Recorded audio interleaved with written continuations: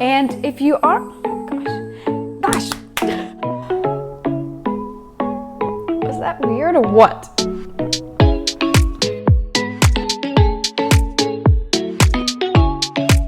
Hello everybody, I'm so excited you're here. In today's video, we're going to learn how to edit like a pro in Final Cut Pro. If you're new here, don't forget to subscribe to my channel. It's this button right here, and don't forget to click the bell button to be notified so you don't miss out on any of my videos.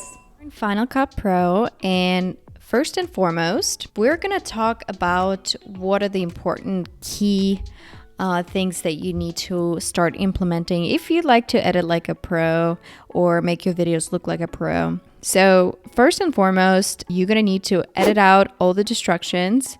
And by distractions, I mean any interruptions or very important, any filler words such as like, I mean, and things like that. So obviously, I'm sure you know how to edit at this point in Final Cut Pro. So basically all you need to do is, so let's say we want to edit out the bell button. Let's pretend that that will be, let's say, a filler word that we want to get rid of. So we're just gonna put our cursor here and we're gonna press Command B at the point where we want to start our cut, and where we want to end it, we're gonna press Command B again, and all we have to do is just press on a clip that we want to delete and press delete, and that's how you're gonna edit it out, right? Super simple. If you want to go back, you just press Command C. So in this case, we don't want to really edit out that part. So that's kind of, you know, you go through the video, you go through the sequence, and you cut all the filler words and all the distractions in the video. So that will make your video look a lot smoother and a lot more professional. So the tip number 2 will be adding zoom ins and zoom outs. And so what I mean by that is, let's say you watch a video and you see how it gets zoomed in all of a sudden and then zoomed out. It almost looks like you have several cameras on you from different angles, but it's really not the case. It's just this simple effect. So let's say we're gonna cut this clip here, and what we're gonna do is we're gonna go into transformation tool, and let's see the view. Let's say we're gonna zoom out the view a little bit because we want to stretch it a little bit more and we want to be able to see it. And so let's say for this part of the clip, I'm going to zoom it in like this and leave it like that. So let's see what it looks like now. So it almost looks like you have 2 cameras on you, which obviously gives it a little edge. So the thing number 3 is creating a short intro. And I've talked about it before. I would recommend to either have no intro at all or a very short intro to make sure that people stick around. One thing that I recommend is I've used Envato elements, and I'm going to leave a link down below. That's where I created my intro, which you saw in this video. Other than that, I could recommend to create a intro with just a sequence of pictures and maybe putting the music in the background or something like that, and your logo. But again, make it super short, maybe up to 5 seconds or so. Tip number 4 is adding social media lower thirds. I have a whole separate video on social media lower thirds, which is actually pretty popular. So I'm gonna put it right here. Go ahead and check it out if you're interested in creating social media lower thirds in Final Cut Pro for absolutely free. And so the next one would be adding a bunch of sound effects. So I'm sure by now you've heard some sound effects in this video. And so what I use for sound effects is Envato elements. And I'm gonna place a link down below for that one as well. And basically you can find any copyright-free music there, which I'm actually gonna get into in a little bit. And you can also find a bunch of different sound effects there as well. Now, it is subscription-based, so if you don't want to commit to a subscription, I'm gonna recommend to go on YouTube and let's say we're gonna type in blooper beep sound effect in the search bar, and it will give you, ooh, look at this. You're gonna find multiple blooper beep sound effects or videos, and all you have to do is just copy the link and then you gonna have to paste it in. Go on youtubemade.com, paste the link, and then you can download it from here.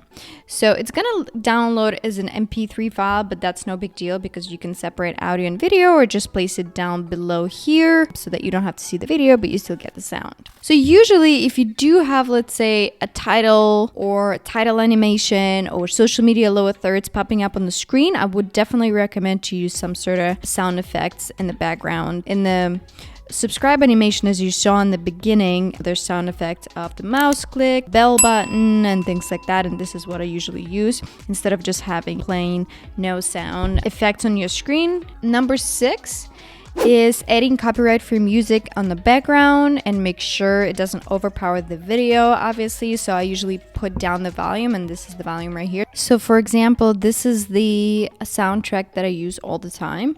So you just kind of drag it into the timeline, and over here you can adjust the volume and everything. So I would recommend to put it at least on the 27, usually depending on the volume of the song, because it varies. I put up to down to 31, minus 31. I usually like it very, very subtle in the background so it doesn't overpower at all. So that's kind of a tip for you.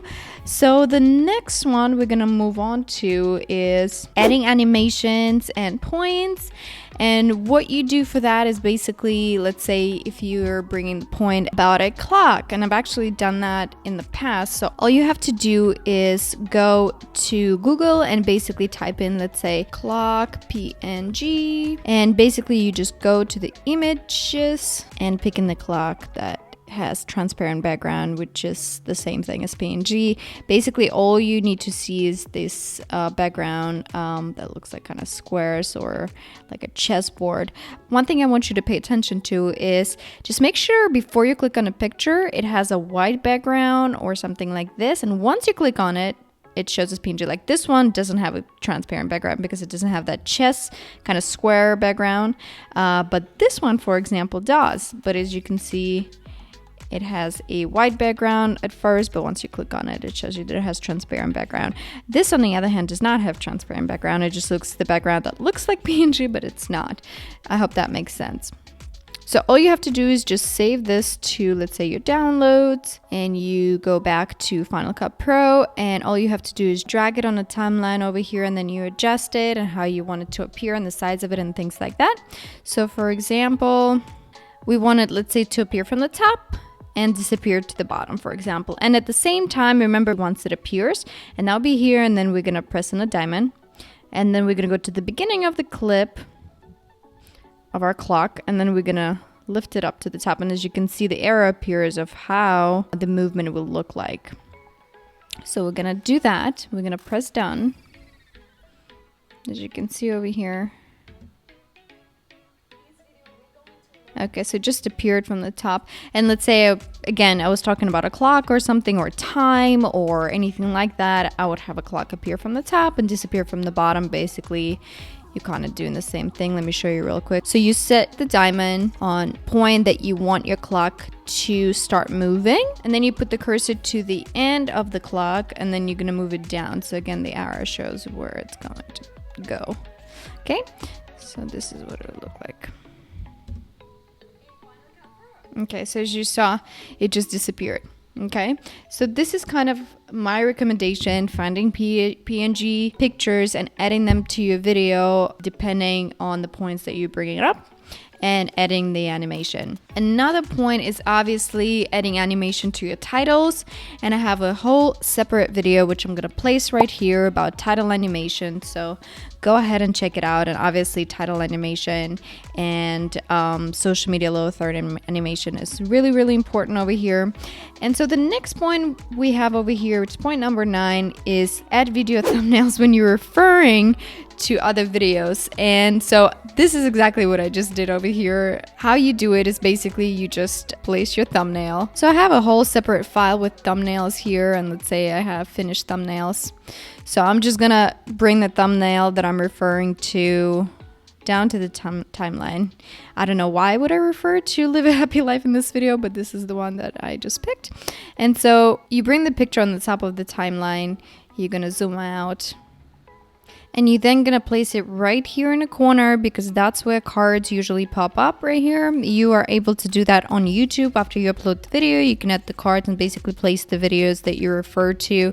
It's gonna be right here in the corner. And so that's called the card. And at the point where it appears, you're obviously gonna place a sound effect, something like a pop-up sound effect or something like that, or a champagne cork, and obviously it will draw attention to here. And so last but not least, obviously adding the end screen. And end screen is super important, which is gonna send people to your other videos. And I have a whole separate video which I'm gonna place right here, so go ahead and click on that card and check out my end screen tutorial. And I actually teach you over there how to create it and how to paste it at the end of the video and things like that. So I have a bunch of tips on this channel, so don't forget to check everything out. And this is the last tip. Now, if you are looking to grow your YouTube channel, make sure to check out this video where I talk about lead magnet and email list growth, which we all want to do because we eventually want to start our online business in the digital space, and you definitely want to start that from the very beginning.